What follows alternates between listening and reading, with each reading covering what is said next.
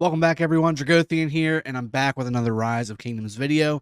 As you can see behind me, today we are going to be talking about Boudica Prime, getting her Commander Mastery Guide set up.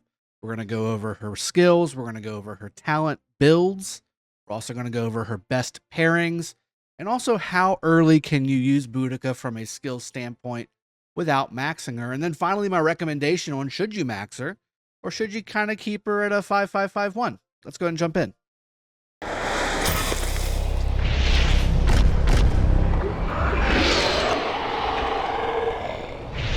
I also really quickly wanted to go over the equipment before I jump into the actual guide itself, because I usually leave this stuff out because it's so varied and things like that. But with archers, it's relatively pretty straightforward. Anything up to legendary status on these equipments, you're going to want to go with the revival set. So revival helm, revival chest, revival gloves, and then certainly revival greaves. You want to definitely proc all of this stuff as well by refining it whenever you have those the blueprints. And then for the weapon, go for a Golden Age procced out. That gives you 17% archer defense. And then the boots here, Flame Treads, gives you 7.5% health whenever you get that procced out as well. So that's your default epic set. You can, again, accessory-wise, I would recommend some kind of rage-generating accessory like what I have on right now, which is Kerouac's War Drums. Also, you certainly have the ability to use a Horn of Fury as well to get that rage, because again, you don't have feral nature. You want to get as much rage as possible on all of your archer builds. Now again, this one I've got in ancient stratagems, but really that's kind of been nullified out. You want to have a ring. Ring is going to be your best of the best, certainly until then. A Silent Trial, a Delane's Amulet, all perfectly fine. And again, you can also do something like a Mora's Web or a coin, but again, I think if you're going to go legendary, a ring is the way to go. You definitely want to have as many rings on your account as possible, and this is one of those commanders that you want to have that ring on. Now, best of the best gear, I don't think I have it on this particular account. Yeah, I sure don't. Go ahead and equip. Now, for best of the best gear, you want the full legendary set. You do not want to use the KBK shop stuff. Just use the full legendary set, because the 6-piece archer health 5% is a huge deal. You actually end up losing stats, or if you do gain stats, it'll only be like 1 or 2%. And for all the extra materials and blueprints that you're going to need to proc out your helm and your weapon to even come close to getting this stuff, to me, it's just not worth it. Just get the full legendary set, proc the whole thing out. That's going to be your Dragon's Breastplate. And again, you want to have that for your helm, chest, weapon, hands, gloves, pants, and then your boots as well. And again, proc all this stuff out. You're going to get a 3% attack bonus for all troops. You get a 3% skill damage bonus and a 5% archer health bonus, which is very strong. Again, we went over the actual accessories. I think Horn and Ring, or Kerouac's and Ring for the open field. And then certainly for a rally or a garrison, you want Horn and Ring. Those are going to be your two best accessory setups going forward with Boudica anything as we get going with the video. All right, I've hidden myself just so you can see the actual skills over here on the right. I want to be able to read them to you very quickly. Go over what they're going to do for you on the field or in a rally or in a garrison if, you know, you're crazy person. But we're going to go through all that, and then we're going to jump into the talent builds where I come back and I show you what we're talking about. But first, Revenge of the Iceni deals direct damage to the current target 2,300. This, again, makes Boudica the latest generation of commanders with that 2,300 damage factor number, and again makes her a must-have on the open field and certainly a conversation starter when we're talking about rally or garrisons because of that damage factor.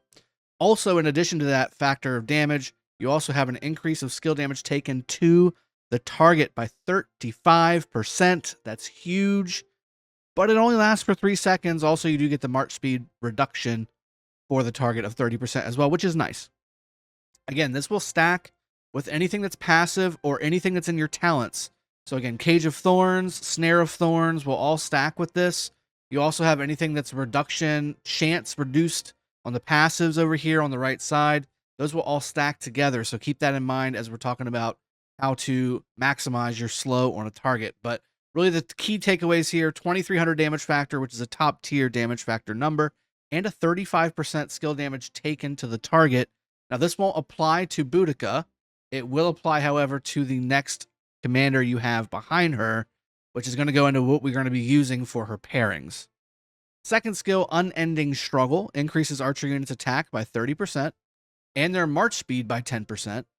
In troops led by Boudica Archer units, defense increases by 30% when the troop has fewer than 80% of units remaining. So when you first bring Boudica out onto the field, you'll have attack and march speed bonuses. Once you start fighting and get below 80% health of your army, then your 30% archer defense will trigger in as well, which again, 80% is still a very viable marching, a march. And again, when you're talking about in KVK, you can have a 400,000, 370,000 troop march. I mean, you're still going to have well over 300,000 when you're at 80% of your units remaining, which is still a very damaging march. So this is great stats for having for archers. Blessing of the Forest is a third skill, another passive. Reduces skill damage taken by troops by 25%.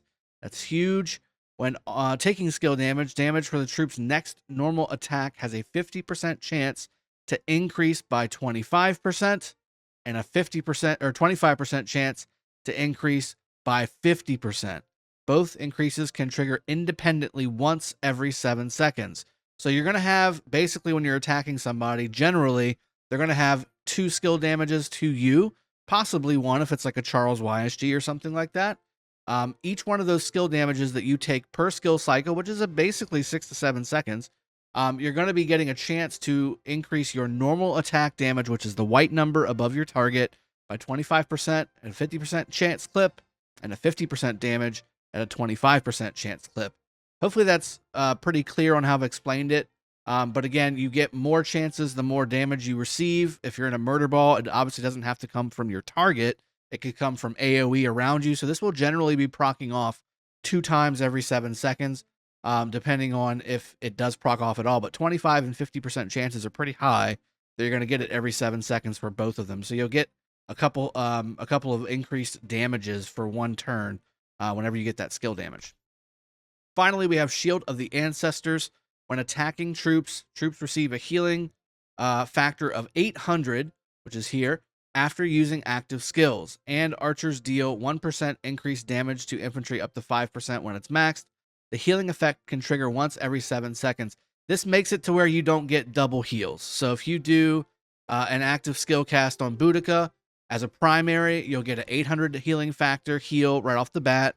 But then when your secondary commander fires off their active skill, it will not proc, it will be on a timer. So that's what you're looking at there. So every skill cycle, basically, you're going to get 800 healing factor to play with.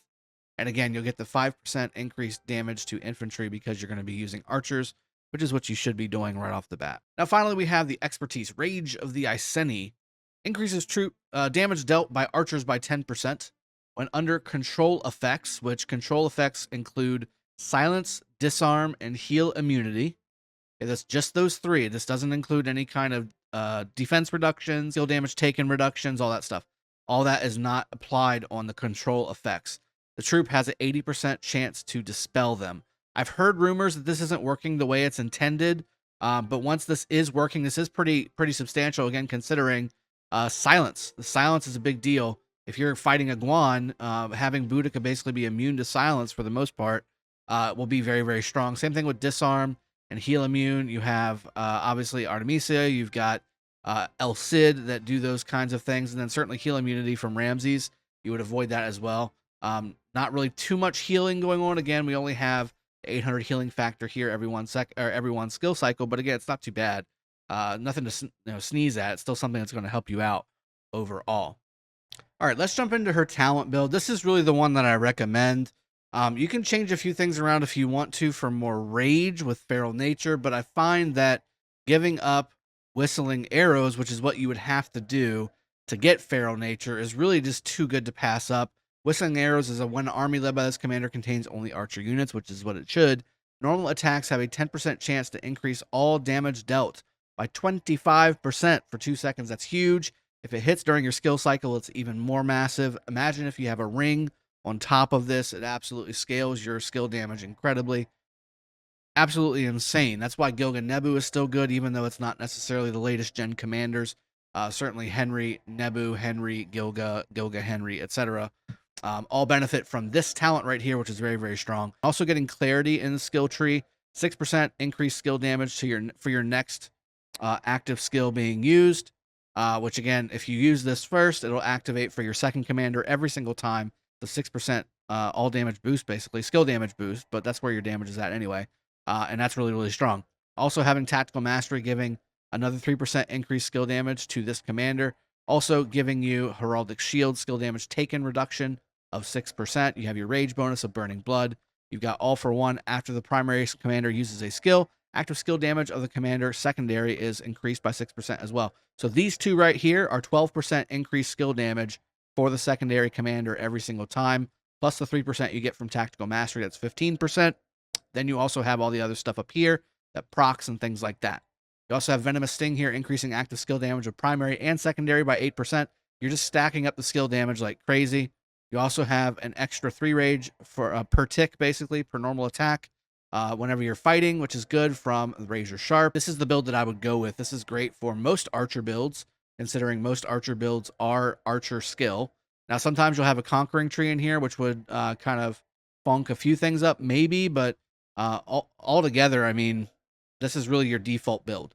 This is what you should be using on almost every single archer build that you've got, unless, of course, it's support tree. Then it's a different story altogether. All right, let's talk about pairings. So first off, YSG is definitely a great pairing. Anytime you're able to generate more rage, again, we just went over the talent build. You don't have Feral Nature. This is basically Feral Nature in a skill. Rage restored of 100, plus you have an archer attack bonus of 100%. Very strong. And again, this is why YSG is universally used from the beginning of the game all the way until right now. So also having a nice AoE circular effect of 1700. You also have an extra 50% increased skill damage on top of all the other skill damage we just talked about. Plus, if you have any extra all damage bonuses from KBK, it stacks up to become an incredible pairing. You can also go with Ramses. I think he's a great pairing just simply because Ramses benefits from being a secondary commander very nicely. Putting the attack tree back on the back end, up to 1,000 each tick whenever you have him maxed out here. So 1,000 times 2, plus you get the bonuses that go towards this damage from the talent builds. Boudica Prime's first skill applies to this as well, with the skill damage taken bonus on the target that you're giving to not only yourself, but everybody else. Also, again, stacking Boudica Prime with Ramses, you have a reduction of skill damage taken stacking up quite nicely as well. Ramses gives you 30% skill damage taken. Boudica gives you 25% skill damage taken.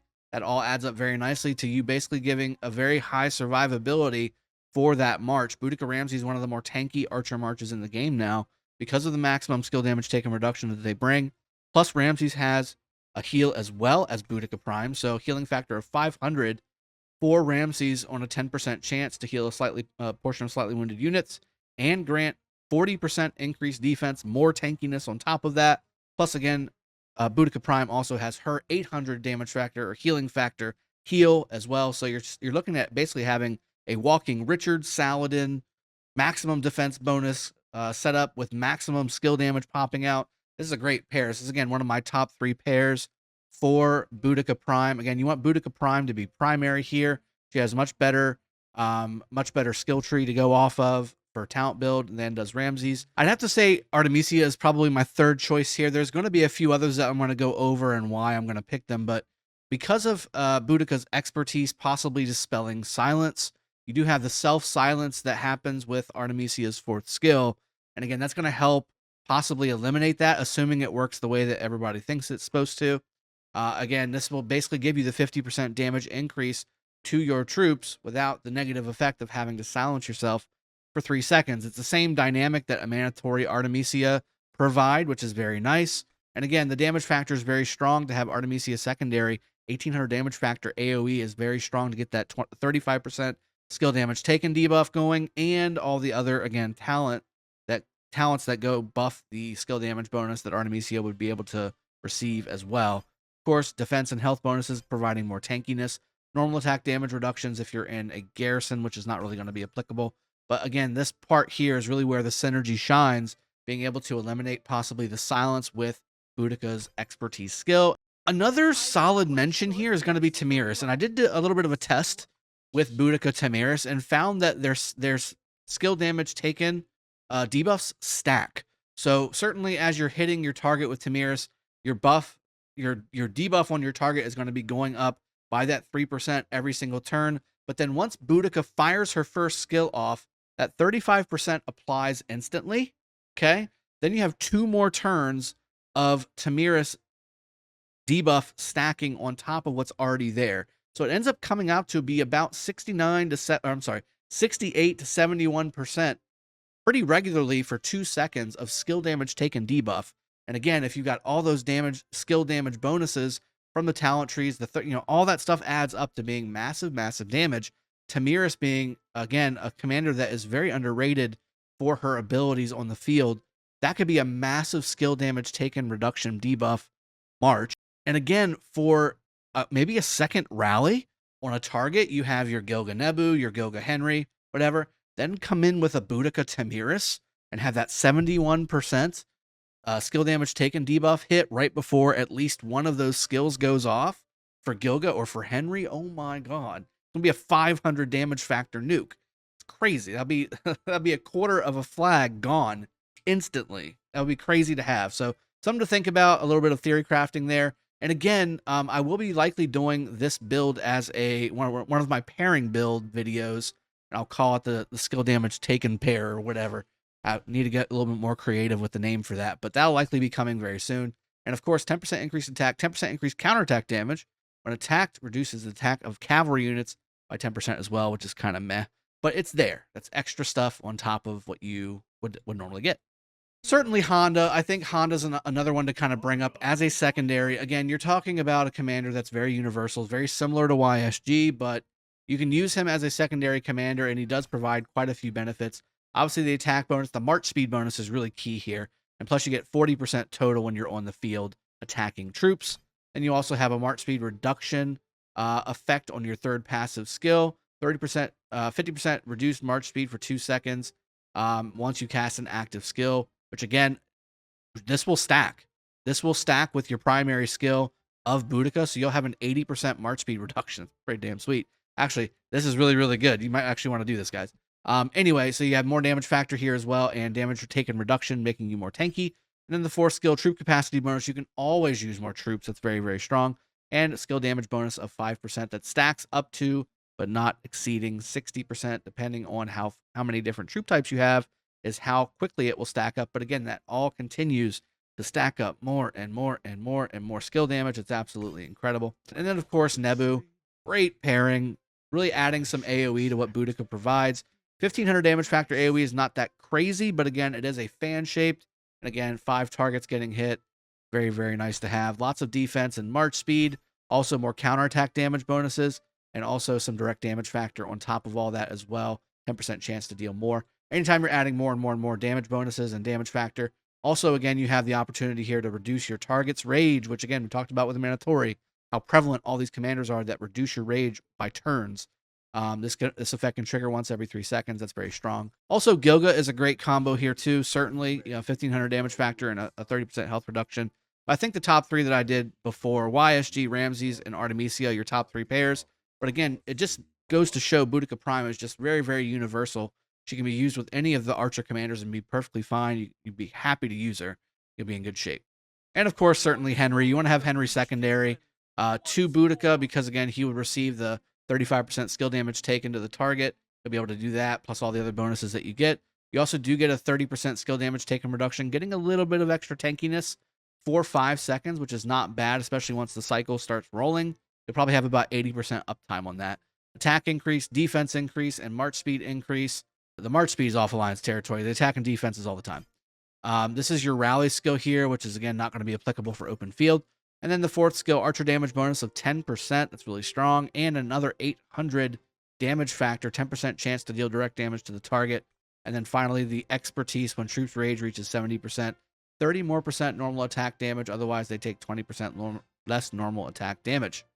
It's really strong. It's really strong. You can do Boudica Henry all day, every day, and be perfectly fine on the open field as well. All right, so let's talk how early is she usable?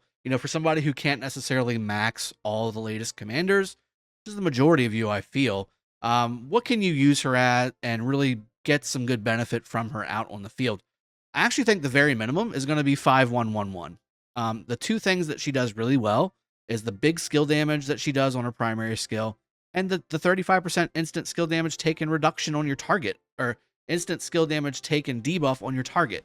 That is a special thing that no other commander has. Tamiris obviously has the normal attack damage, 3%, 3%, 3%, 3%. This is the only commander that does a flat 35% skill damage taken increase to the target. Boom. 2 seconds, 3 seconds, excuse me. You're going to have 35% skill damage taken increased on that target. So if AoEs are popping off at a murder ball and hitting the target, they're getting 35% skill damage increase to that bonus damage. Everything else is very, very much stat related, very much March speed related. Healing, normal attack damage bonuses, skill damage taken reduction, which is nice to have, but you get at 10%, which is not bad. And again, on the 4th skill here, 1% increase to damage to infantry and 400 healing factor. That's half of what you would normally get. And again, the expertise is nice, 10% skill, 10% damage dealt by archers, but then also control effects if you can get that to work correctly and everything. That's really nice to have, but 5-1-1-1, perfectly fine in my opinion. If you want to have best of without maxing, I would say 5-5-5-1 is the way to go. The 4th skill is the one you can kind of flake on a little bit. And again, eventually, I think you should max her. I think having that extra 10% damage from the expertise is nice.